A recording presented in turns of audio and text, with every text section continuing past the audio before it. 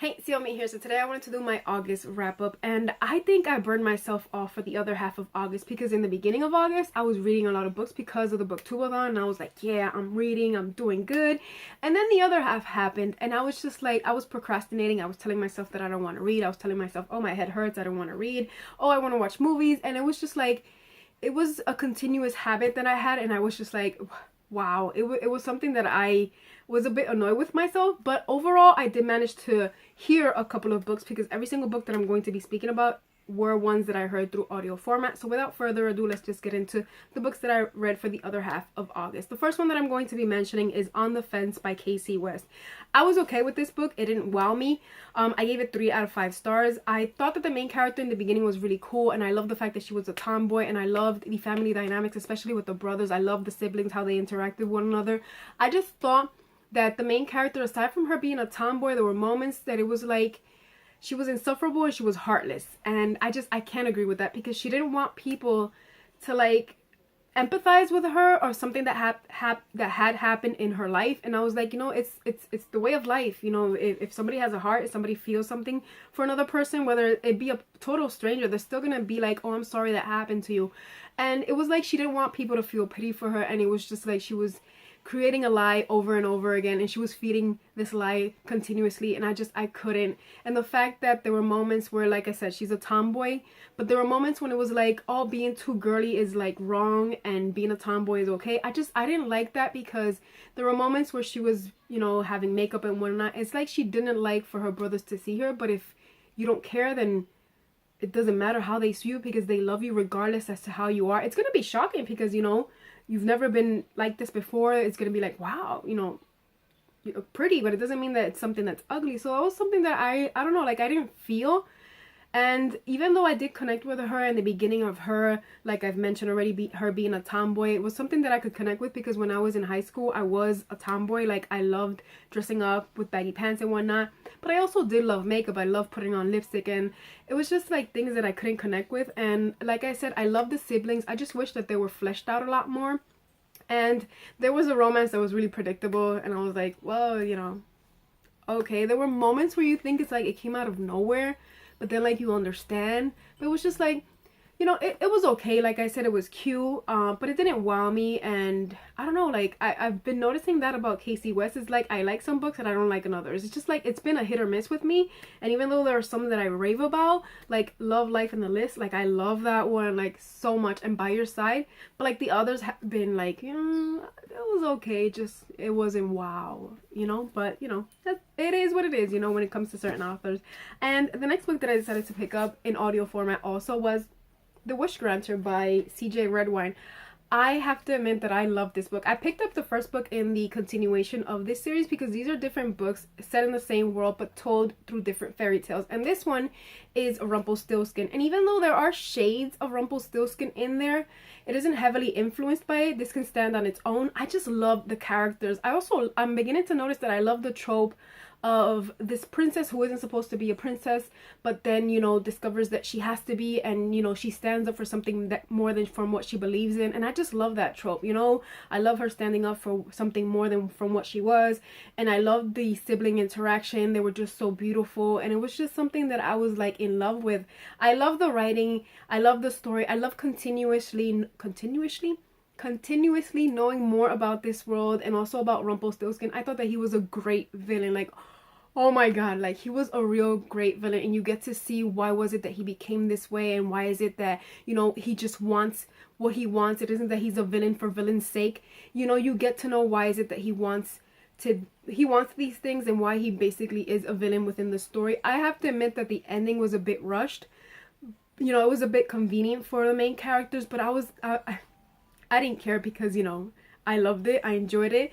I also did love like a romance that brewed between two characters. I was fangirling, let's just say that. But like the story, the characters, everything was so beautiful. And I love the main character. She was described as someone who loves to eat, and you know, there are moments that you know that she's voluptuous, and I just hated that, you know, it was like it's like that isn't the norm in this world, and everybody was looking down on her, and I was like, I'm sorry, she's beautiful regardless of. And I was like, I love it. I just loved it, and I can't wait to continue this series. Like, it was just something that took me by surprise. I love the first one, I love the second one, so I'm hoping to enjoy the third one, and I gave this 4.5 out of 5 stars.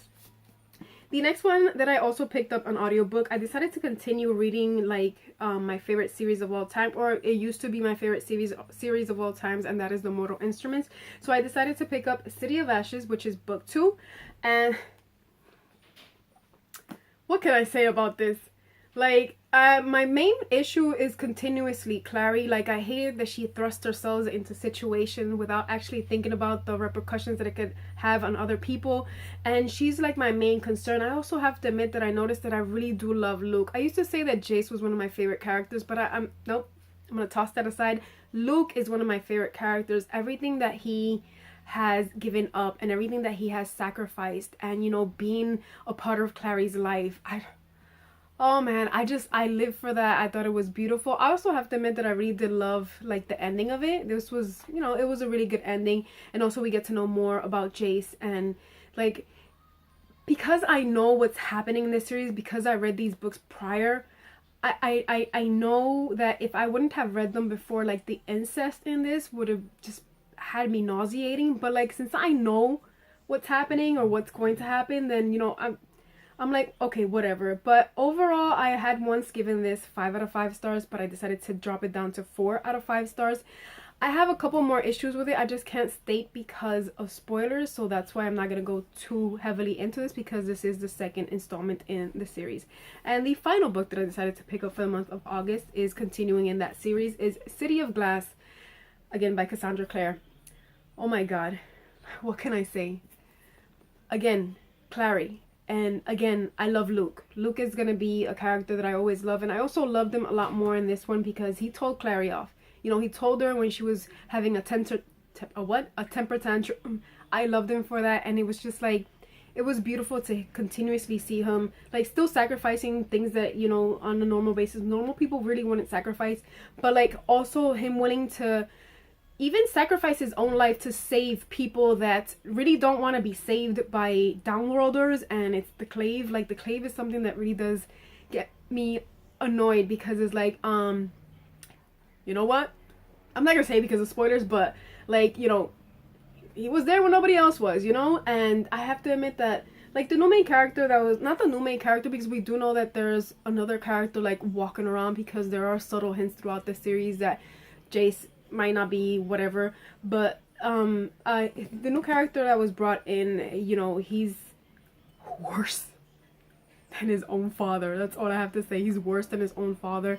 Oh my god. Like, also, like, there are some decisions that I was just like, why couldn't you choose somebody else to live also? Like, oh, I can't say, I apologize because of the noise, but like, I can't say because of spoilers, but like, again, my main concern is Clary. Like, she's always insufferable for me. Again, she doesn't think things through before like thrusting into situations, and I wish she would just like sit down and like, you know, think about things, you know. Also the way that she like dealt with her mother, I didn't like it, because, you know, this is the freaking reason why you're doing everything that you're doing right now. And like, I don't know, it was just like, again, I'm being redundant, but Clary, my main issue. I loved Luke. I really enjoyed this story. I do know why the story did continue, because I used to read these books when it was a trilogy, and you know, it's been a while since I've gotten back into these books, but I had given this book also 5 out of 5 stars, and I dropped it down to 4 out of 5 stars because, again, I have major issues. I just can't